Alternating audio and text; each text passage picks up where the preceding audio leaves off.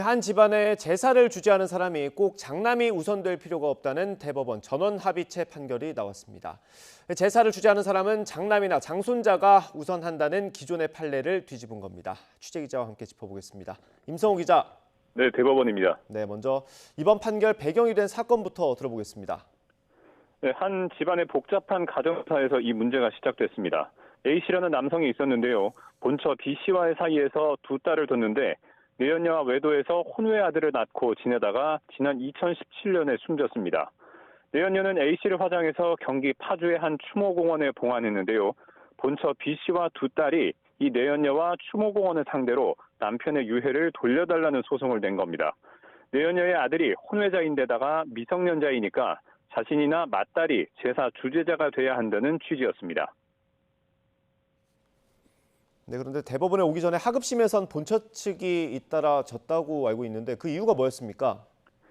네, 1, 2심 재판부는 잇따라 본처 B씨의 유해 인도 청구를 기각하면서 원고 패소로 판결했습니다.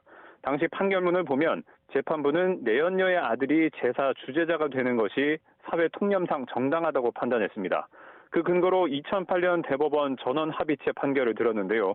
당시 대법원은 망인의 공동 상속인들 간의 협의가 이루어지지 않을 땐 장남이나 장손자가 우선 제사 주재자가 된다고 판단했습니다.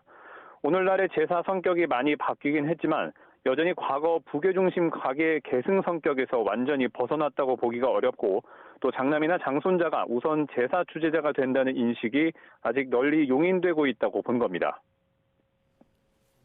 네, 그런데 이번에 대법원이 판단을 뒤집은 거고 그게 15년 만이라고 하던데 그 이유는 뭡니까? 네, 방금 말씀드린 2008년에도 대법원이 고민을 안 한 것은 아닙니다. 당시 대법원도 당자가 제사를 승계하는 종례의 관습은 가족 구성원인 상속인들의 자율적 의사를 무시하고 차별을 두는 것이어서 현대 가족 제도에는 부합하지 않게 됐다는 문제의식을 느끼고 있었습니다. 다만 상속인들 간 협의가 이루어지지 않을 경우엔 당시 제사에 대한 사회 통념상이나 또 법리적으로 볼 때 장자를 우선시하는 게 합리적이라고 본 건데요. 이번에 이를 뒤집은 건 지난 15년간 바뀐 사회적 분위기를 대법원이 반영한 것으로 보입니다. 이번에 대법원 전원 합의체는 공동상속인들 간 협의가 이루어지지 않을 땐 남녀 또 적서를 불문하고 연장자가 제사 주재자로 우선한다고 판시했습니다. 김명수 대법원장의 설명 직접 들어보겠습니다. 현대사회의 제사에서 부계혈족인 남성 중심의 가계 개성 의미는 상당 부분 퇴색하고 남성 상속인이 여성 상속인에 비해 제사 주재자로 더 정당하다고 볼 수도 없습니다. 여기에 김선수 대법관은 원고인 본처 측과 또 피고인 내연녀 측이 숨진 남편의 유해를 나눠 갖고 각자의 방식으로 추모하면서 원만히 해결하길 바란다는 보충 의견을 밝혀 눈길을 끌기도 했습니다. 네, 마지막으로 대법원 판결 의미까지 들어보겠습니다.